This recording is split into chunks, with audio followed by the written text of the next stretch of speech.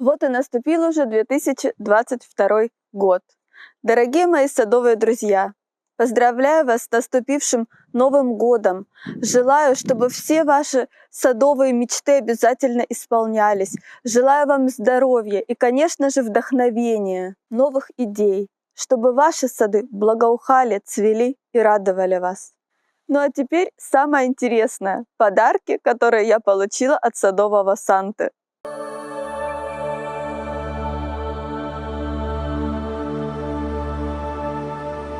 Ну а получила я, конечно, друзья, очень интересное растение.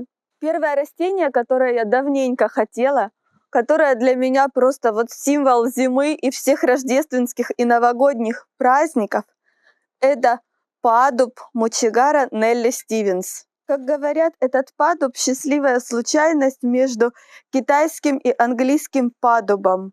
Он был выращен из семян, собранных Нелли Стивенс в начале 1900-х годов. Среди многих атрибутов этого падуба является его природная пирамидальная форма.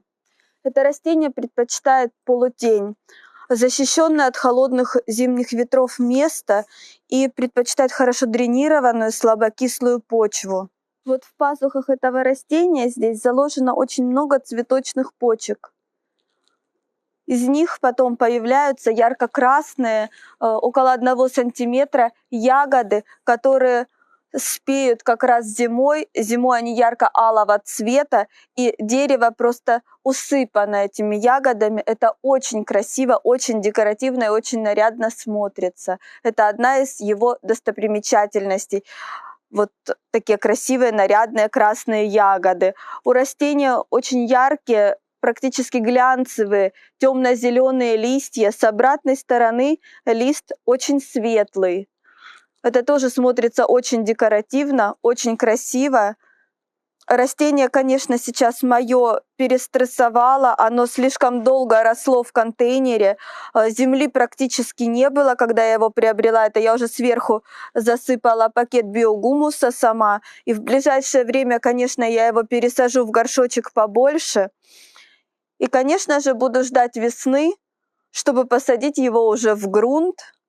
А пока у меня, слава богу, есть парничок. Если будут сильные заморозки, то оно будет находиться там.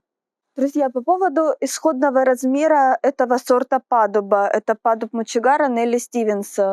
Не верьте, на многих сайтах садовых центров вот читала информацию, что это растение максимально 1,5–2 метра высотой будет и около 1,5 метра в диаметре. Это вообще неправда. Это дерево, большое, красивое, нарядное дерево, которое в естественных условиях и в условиях хорошего содержания, хорошего климата может быть и более 10 метров. Как правило, такую высоту пишут к 10-летнему возрасту. Единственное, что оно прекрасно формируется, прекрасно отзывается на формировку, поэтому можно в садовых центрах часто увидеть этот падуб на штамбе, такой шар на штамбе, это очень красиво, тоже декоративно смотрится. Либо просто шаровидный уже кустарник, то есть застригался и был такой вот интересной формы. Но если его оставить вот в природной форме, чтобы он рос, то это будет высокое, пирамидальное, нарядное, эффектное дерево. Довольно большое. А теперь покажу вам следующее растение.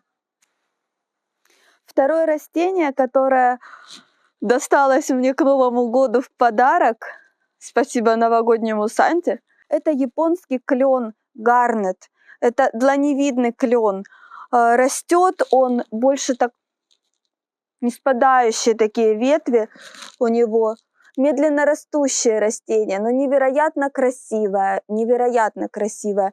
Листья глубоко рассеченные у него будут, весной вам обязательно покажу. Лист весной ярко-красный, практически алый. Дальше он становится немножечко более зеленоватым, и осенью он должен вспыхнуть прямо таким пожаром красно-фиолетовых листьев. Очень красивое растение, растет, к сожалению, медленно. По размерам, какие у него, по идее, должны быть размеры, но ориентировочно к 10 годам. Это около 2 метров будет у него ширина, и около 1,5–2 будет высота. Такая получится горка, такой сток интересный, очень красивый клен. По поводу выращивания на юге. У нас японские клены на прямом солнце горят, поэтому нужно обязательно выращивать их либо в ажурной тени, либо в тени, допустим, от забора, либо от другого более высокого растения, либо от здания. По поводу почвы. Японские клены любят хорошо дренированную, слабокислую почву, богатую гумусом, и совершенно не переносят таких глубоких, тяжелых, слипшихся, вот, наверное, наших черноземов, поэтому придется потрудиться, сделать ему тоже хорошую посадочную яму. Этот клен очень давно хотела, и вот наконец-таки сбылась моя мечта. Покажу вам весной, конечно же, куда я его посажу. Это будет тень от ленкоранской акации. Невероятно красивое растение. Очень рада, что наконец-таки сбылась моя мечта. Друзья, ну и третье растение, которое я вчера купила себе совершенно спонтанно, есть у нас у садоводов такой вот грешочек, это араукария разнолистная. Очень она мне тоже нравится. Это араукария. Но даже в условиях нашего российского юга эта араукария не зимует. Поэтому благополучно выращивается на территории всей Российской, наверное, Федерации, как комнатная ель, как комнатное растение, либо в оранжереях и зимних садах. Невероятно красивая. Вот молодые листья такие. Почему называют ее разнолистная? Потому что, когда это уже очень взрослое растение, старше, если я не ошибаюсь, 30-40 лет, то у нее становятся листья такие чешуйчатые. Вот когда я ее искала, тоже за нее информацию, искала фотографии, мне попадались молодые фотографии, где она вот так выглядит, как такая зеленая снежинка, и такие взрослые фотографии, где это совершенно другая ель, другое растение. И вот почему теперь нам известно, что у нее перерождается лист с возрастом и становится чешуевидный. Поэтому и называют ее араукария разнолистная. В природе это очень высокое дерево, ажурное, очень красивое. Но в условиях кадочного выращивания, конечно же, она не будет такой большой и вырастет, наверное, до высоты вашей квартиры, я думаю, не выше. Пишут 1,5, 2, 3 метра. Видела в интернете и выше растения. Но растет она не быстро, так как кадочное выращивание замедляет рост любого экземпляра. Вот такая красавица. Летом буду выращивать ее, конечно же, в саду. На зиму будет заходить в дом. Вот такая вот красотка. Несмотря на то, что мой южный сад даже сейчас в январе продолжает цвести, и взору все открыто, не засыпано снегом, и я могу этим всем любоваться, но уже так хочется весны, так хочется начала посадочного сезона.